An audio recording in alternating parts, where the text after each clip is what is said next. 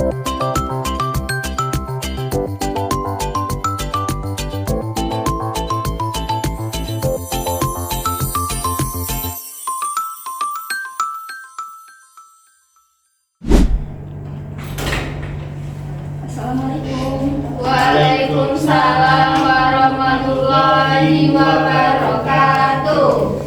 Apa kabar semuanya? Alhamdulillah luar biasa, Allahu Akbar. Bersemangat sepertinya pada hari ini. Baik, sebelum memulai pelajaran, ada baiknya kita berdoa. Doa dipimpin oleh ketua kelas kepada Sabrina, dipersilakan.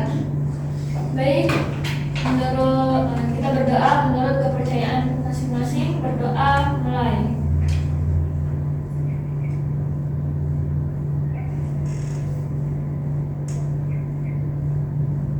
Berdoa selesai. Nah, Ibu mau mengecek kehadiran dulu ya.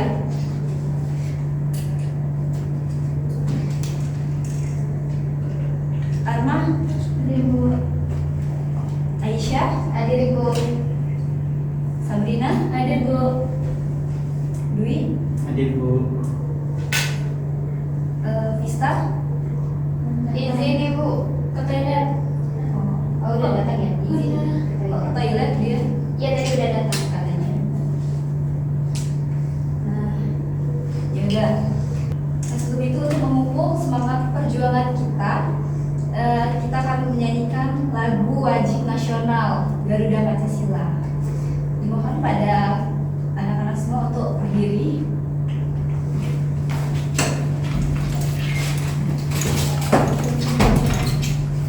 Saya ikut bernyanyi ya.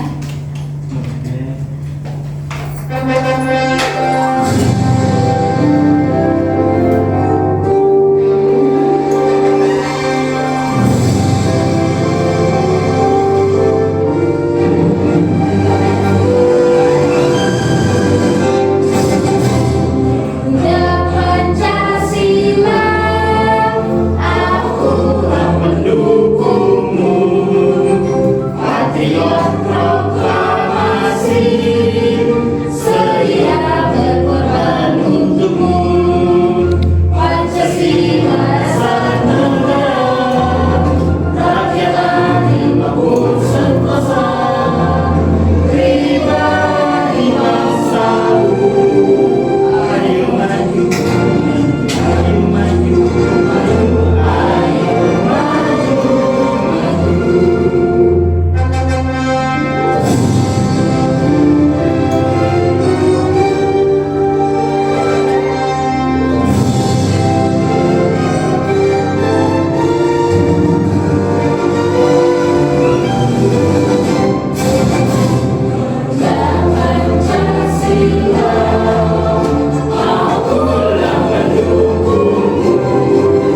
Patriot proklamasi, sedia berkorban untukmu. Pancasila dasar negara, Rakyat adil makmur sentosa, pribadi bangsaku. Ayo maju, ayo maju, ayo maju, maju. Oke, selamat kembali.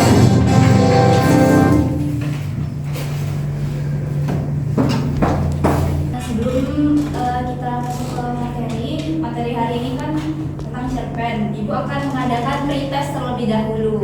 Untuk linknya sudah Ibu kirim ke grup ya, grup kita, grup kelas. Waktu pengerjaannya 5 menit. Silakan dikerjakan.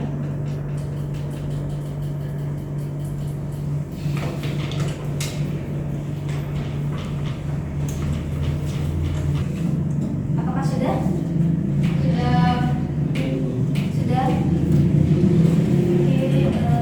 Arma berapa Arma?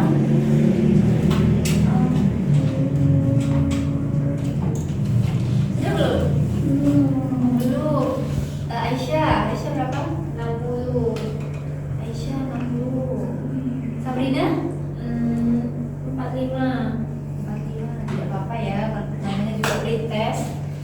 duit 50.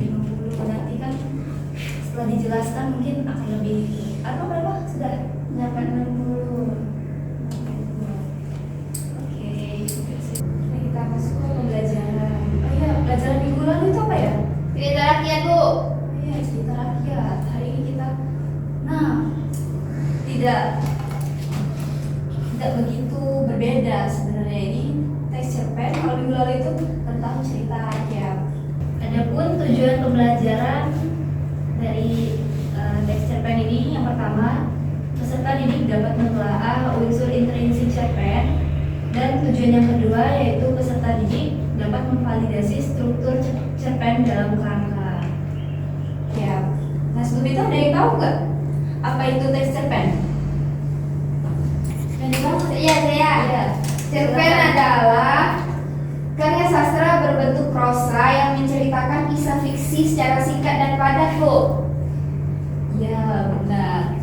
Nah, selain itu, cerpen adalah karya sastra pendek yang bersifat fiktif. Nah, dia itu terdiri dari kurang dari 10.000 kata. Nah, sehingga ceritanya itu dibaca dalam sekali duduk seperti itu. Selanjutnya ada ciri-ciri cerpen. Ciri-ciri cerpen itu ada 6. Yang pertama bersifat fiktif. Ada yang bisa menjelaskan apa itu bersifat fiktif? Tidak nyata. Tidak nyata, Mustahil. mustahil. Jadi bersifat fiktif itu berarti dia berasal dari karangan penulis itu sendiri, seperti itu. Nah, ciri-ciri cerpen selanjutnya ada maksimal 10.000 kata. Ya, jadi cerpen ini tersusun tidak lebih dari 10.000 kata. Yang ketiga, mudah diselesaikan, berarti selesai dibaca dengan sekali duduk. Ciri yang keempat, alur tunggal atau satu cerita. Yang kelima, dari keseharian atau ditulis berdasarkan peristiwa sehari-hari kita, seperti itu. Nah, yang terakhir itu memiliki pesan moral. Materi selanjutnya ada unsur pembangun. Nah, di sini ada yang tahu nggak? Unsur pembangun itu kan ada dua, unsur intrinsik dan unsur ekstrinsik. Ada yang tahu nggak apa itu unsur intrinsik? Yang tahu bisa? Unsur yang ada di dalam cerita tersebut, yang terkandung di dalamnya. Ya, benar. Nah, kalau unsur intrinsik itu unsur yang berada di dalam cerita. Kalau unsur ekstrinsik itu apa? Yang di luar. Faktor dari luar cerita, Ibu. Nah, iya benar. Jadi sangat berbeda ya. Kalau intrinsik itu berasal dari dalam cerita, ekstrinsik itu berasal dari luar cerita, seperti itu. Nah, unsur intrinsik ini sendiri terbagi menjadi 7. Ada yang tahu sebelum Ibu ganti slide-nya apa itu 7 unsur intrinsik? Pertama, tema. Ya, yang pertama ada tema. Yang kedua alur atau plot. Yang ketiga latar atau setting. Dia terdiri dari waktu, tempat, dan suasana. Nah, yang keempat apa? Tokoh dan watak. Yang kelima penokohan. Yang keenam Amanah. yang ketujuh Sudut pandang. Yeay, bagus banget. Nah, yang pertama tema. Tema, ada yang tahu tema itu apa? Biasanya kita tuh kalau sebelum menulis cerpen atau menulis cerita itu pasti kita harus tahu temanya dulu kan. Temanya apa, baru kita bisa menulisnya itu. Nah, jadi ada yang tahu nggak apa itu tema? Iya, iya. Gagasan utama, Ibu. Iya, bener banget Aisyah. Nah, tema itu jadi dia itu ide cerita yang mendasari jalan cerita. Biasanya ditulis dalam bentuk kata, benda, atau nomina. Contohnya yaitu persahabatan, keadilan, dan lain-lain. Lalu unsur intrinsik yang kedua alur atau plot. Ada yang tahu nggak? Alur itu apa? Tahu jalan cerita. Jalan cerita, iya benar. Maju mundur cantik. Mundur. Iya benar. Alur itu terbagi menjadi 3, yaitu alur maju, alur mundur, dan alur campuran. Alur campuran ini nih gabungan antara alur maju dan alur mundur. Jadi ceritanya itu berdasarkan, misalnya dijelaskan secara runtut, terus bisa juga kembali ke masa lalu, itu termasuk alur campuran seperti itu. Lalu ada latar atau setting. Nah, siapa yang tahu latar atau setting itu terbagi menjadi apa saja? Ayo yang belum menjawab. Dwi. Iya, Dwi Dwi. jawab mah.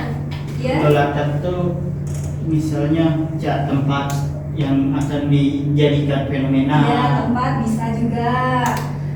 Latar waktu itu ya, latar waktu dan latar suasana itu juga. Selanjutnya ada tokoh dan watak. Tokoh ini adalah karakter orang yang ada di dalam cerita itu.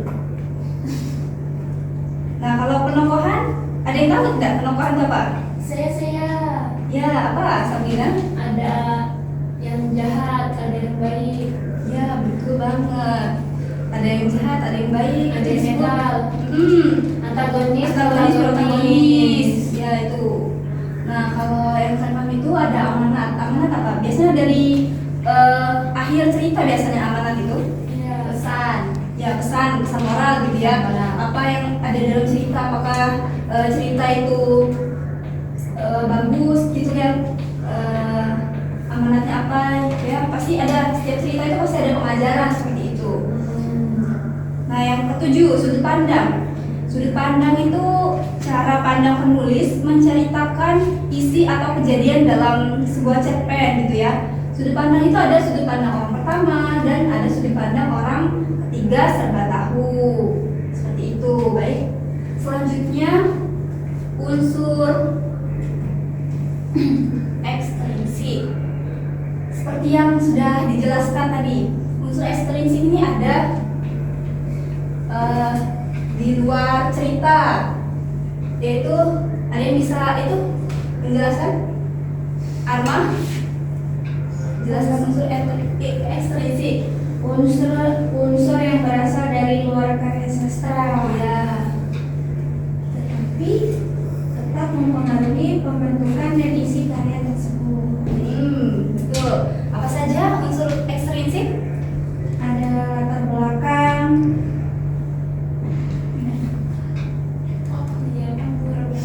Nilai-nilai sosial. Nilai, ada latar belakang, kehidupan pengarang, ada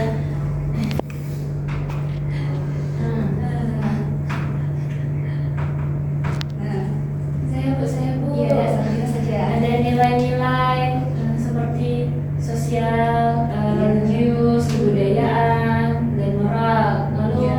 ada latar belakang kehidupan pengarang seperti apa. Lalu ada kondisi zaman pada saat karya itu diciptakan. Lalu tingkat pendidikan. Lalu ada profesi atau pekerjaan. Selanjutnya ada status sosial ekonomi dan psikologis si pengarang tersebut. Ya, benar. Itu unsur ekstrinsik ya, yang berasal dari luar cerita. Selanjutnya ada struktur cerpen. Nah, struktur cerpen ini terbagi menjadi 4, yaitu yang pertama orientasi, yang kedua komunikasi, yang ketiga resolusi, dan yang keempat itu ada koda.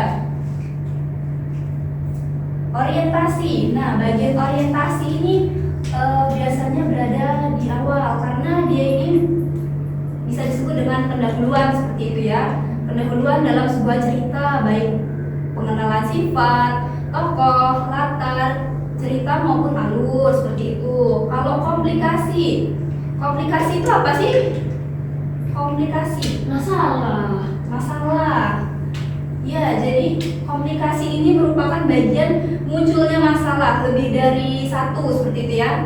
Berbagai masalah tersebut akhirnya mengarah pada klimaks. Nah, itu bagian komplikasi. Kalau menyelesaikan masalah itu apa? Resolusi.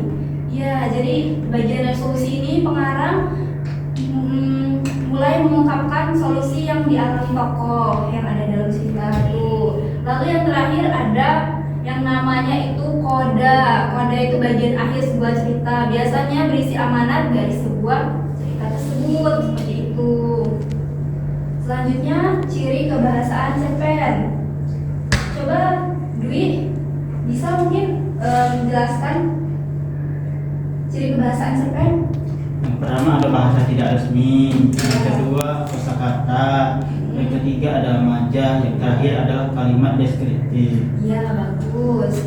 Nah, ciri kebahasaan teks cerpen ini yang pertama bahasanya tidak resmi karena cerpen itu mengisahkan kehidupan sehari-hari seperti itu ya. Kalimat ujaran yang digunakan terasa nyata gitu. Bahasa yang digunakan pun bahasa sehari-hari, bukan ragam bahasa resmi.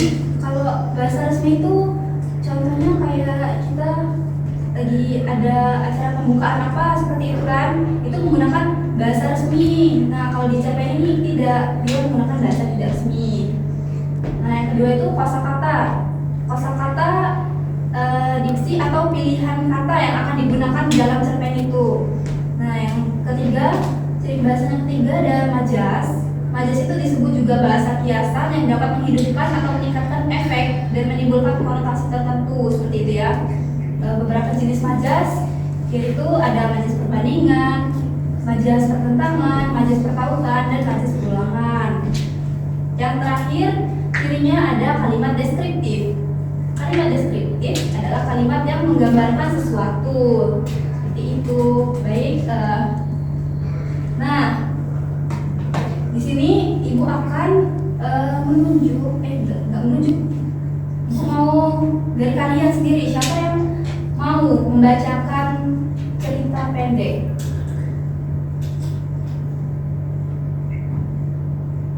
Nih, cerita pendek ketika Laut Marah karya Widya Suwarna. Saya Ya, Sabrina silakan maju maju. Jadi kami bagus. Jadi cerpen ini ketika laut marah. Jadi sudah 4 hari nelayan-nelayan tak bisa turun ke laut. Pada malam hari hujan lebat turun gemuruh gelombang, tiupan angin kencang di kegelapan malam seolah-olah memberi tanda bahwa alam sedang murka. Laut sedang marah. Bahkan bintang-bintang pun seolah tak berani menaklukkan diri. Nelayan-nelayan miskin yang menguntungkan rezekinya pada laut setiap hari bersusah hati. Ibu-ibu nelayan terpaksa merelakan menjual emas simpanannya yang hanya 1-2 gram untuk membeli kebutuhan sehari-hari. Mereka yang tak punya benda berharga terpaksa meminjam pada lintah darat. Namun selama hari-hari sulit itu ada pesta di rumah Pak Yus.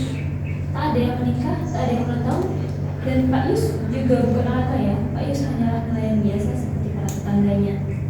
Pada hari-hari sulit itu Pak Yus menyuruh istrinya memasak nasi dan beberapa macam lauk pauk banyak-banyak.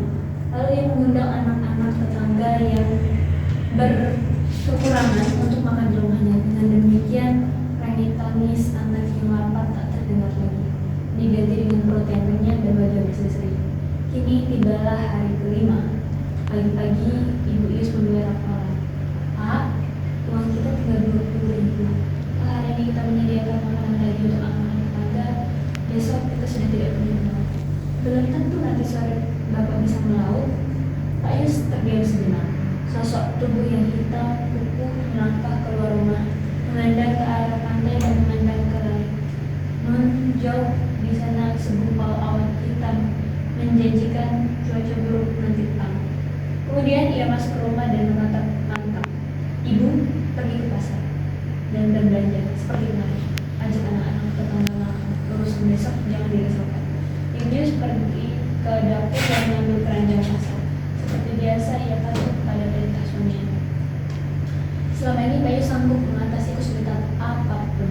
Sementara itu Pak Yus masuk ke kamar dan berdoa Tuhan agar Tuhan memberikan cuaca yang baik di petang dan malam. Dengan demikian para nelayan bisa pergi ke laut menangkap ikan dan besok ada cukup makanan seisi desa. Siang harinya anak-anak makan di rumah Pak Yus. Mereka bergembira. Setelah selesai mereka menyelami Pak dan Bu Yus lalu mengucapkan terima kasih. Pak Yus, apakah besok kamu boleh makan di sini lagi? Seorang gadis kecil yang menggendong adiknya bertanya. Matanya yang besar tersenyum sedih. Ia tak tahu harus menjawab apa. Dengan mantap, dengan suara yang besar dan berat, Pak Yus berkata, "Tidak, semua makan di rumahmu dan semua anak ini akan makan enak di rumahnya masing-masing." Titi dan adiknya tersenyum. Mereka percaya pada perkataan Pak Yus. Pak Yus nelayan berpengalaman. Mungkin ia tahu bahwa nanti malam cuaca akan cerah dan para nelayan akan panen ikan. Kira-kira jam 4 petang Pak Yus keluar rumah dan mengadang ke pantai. Laut tenang, angin bertiup sepoi dan daun pohon kelapa gemas sirine. Segumpal awan hitam yang menjanjikan cuaca buruk sirna entah kemana. Ia pergi tanpa pamitan. Pak Yus dan para tetangganya pergi melaut. Perahu meluncur tenang. Para nelayan berhasil menangkap banyak ikan. Ketika Fajar merangkah perahu mereka menuju pantai dan disambut oleh para anggota keluarga dengan gembira. Pak Yus teringat pada anak-anak tetangga. Mengatakan bercerita, semua mereka itu mendapat rezeki. Hari itu tak ada pesta di rumah Pak Yus. Semua anak makan di rumah ibunya masing-masing. Sekali lagi di atas perahunya Pak Yus memanjatkan doa syukur. Baik, berikut Sabrina.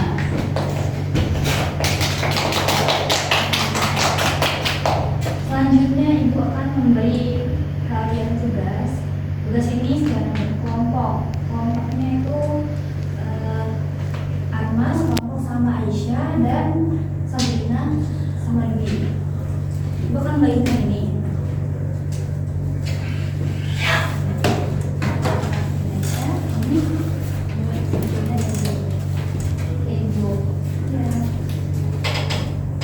Jadi tugasnya itu kalian akan menganalisis struktur cerpen yang tadi sudah dijelaskan. Itu struktur cerpen ada orientasi, komplikasi, resolusi, dan koda ya. Nah, lalu unsur intrinsik dari cerpen tadi ada tema, alur, latar, tokoh, dan latar penokohan, amanat, dan sudut pandang. Kalian analisis dari cerpen yang sudah dibacakan teman kalian tadi, Sabrina. Di situ bisa kalian langsung tulis ya. Nanti kalau sudah Ibu akan panggil kelompoknya. Waktunya berapa menit, Bu? Waktunya 10 menit ya. Iya, Ibu.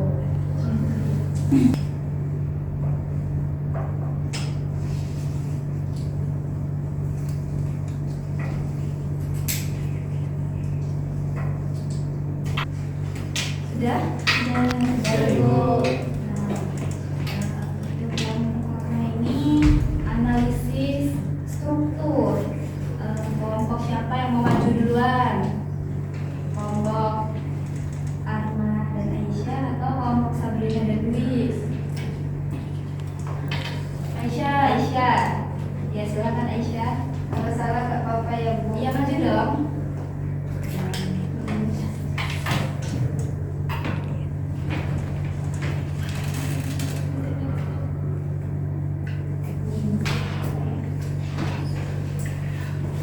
Baik, berdasarkan cerpen yang sudah dibacakan oleh Sabrina tadi, di sini struktur cerpennya yang pertama itu ada orientasi. Itu cerita dimulai dengan situasi nelayan yang tidak bisa melaut selama 4 hari karena cuaca buruk dan laut yang marah. Itu yang kedua ada komplikasi. Jawabannya, kesulitan ekonomi nelayan makin parah. Pak Yus tetap mengadakan jamuan untuk anak-anak meskipun keuangan keluarganya menipis. Yang ketiga itu ada resolusi. Jawabannya, meskipun hanya tersisa uang 20.000, Pak Yus tetap memutuskan untuk berbagi. Ia berdoa agar malam harinya cuaca cerah agar bisa melaut. Yang keempat ada koda, yaitu doa Pak Yus dikabulkan. Cuaca cerah, nelayan dapat melaut dan menangkap banyak ikan. Anak-anak bisa makan di rumah masing-masing. Bagus, Aisyah. Untuk yang selanjutnya itu kelompoknya Sabrina dan Dwi. Silakan Dwi ya yang mau maju. Sekarang analisis unsur intrinsik dari cerpen tersebut.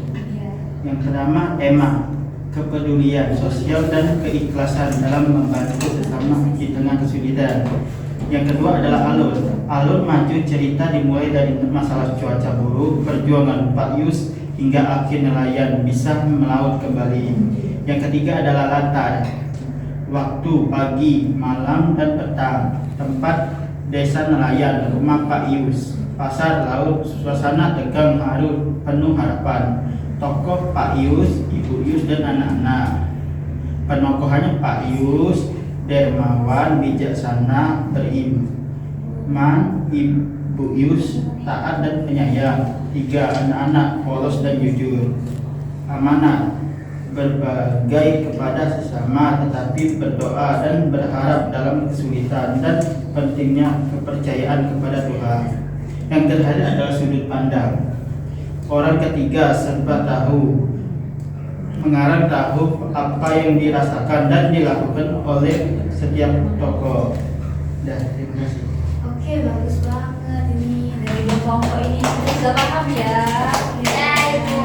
Boleh dikumpul itu tadi tugasnya langsung Ibu nilai ini.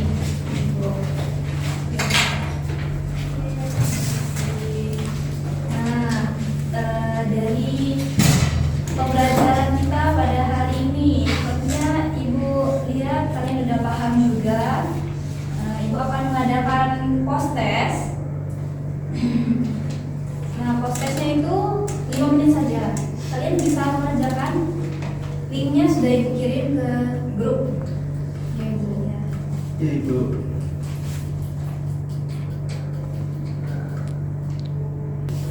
Oke, apakah sudah selesai semuanya? Belum Bu, ingat-ingat.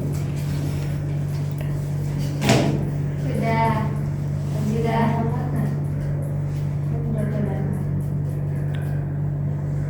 Sudah. Sudah semua? Apa sudah?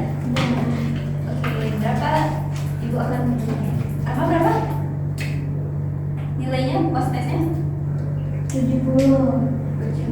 Lain kali bisa ditingkatkan lagi mungkin ya. Aisyah berapa? 100. Oh, bagus banget. Sabrina 98 Bu. 98. Dwi 85 Ibu. 85. Ini nilainya udah bagus sekali. Nah, pada pembelajaran hari ini apakah kalian ada yang ingin ditanyakan sebelum Ibu mengakhiri? Tidak, Ibu. Tidak ya. Oke, Ibu akan menyimpulkan. Jadi materi hari ini itu teks cerita pendek atau teks cerpen. Teks cerpen ini merupakan salah satu bentuk karya sastra yang menceritakan kisah fiksi secara singkat dan padat. Biasanya berfokus pada satu tokoh utama dan satu konflik utama. Cerpen tadi memiliki unsur intrinsik seperti tema, tokoh, latar, alur, sudut pandang, dan amanat. Nah, dengan gaya bahasa yang khas dan cerita yang ringkas. Cerpen juga bertujuan menyampaikan pesan moral atau menggugah emosi pembaca dalam waktu singkat. Nah, itu materi kita pada hari ini. Minggu depan lanjut ya. Kalian tugas dulu deh, tugas buat cerita pendek, terserah temanya tentang apa, dikumpulkan pada pertemuan selanjutnya. Udah paham semua ya? Paham Bu. Kira sudah paham. Jadi penutup Ibu tutup dengan ada sedikit pantun. Pantunnya, jembatan Ampera megah berdiri, sungai Musi tenang mengalir, ilmu dicari sepanjang hari, semoga berguna dan tak akan berakhir. Tutup dulu dengan doa ketua kelasnya. Baik, kita berdoa menurut kepercayaan masing-masing. Berdoa dimulai.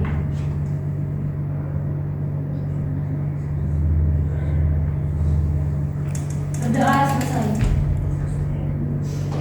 Oke.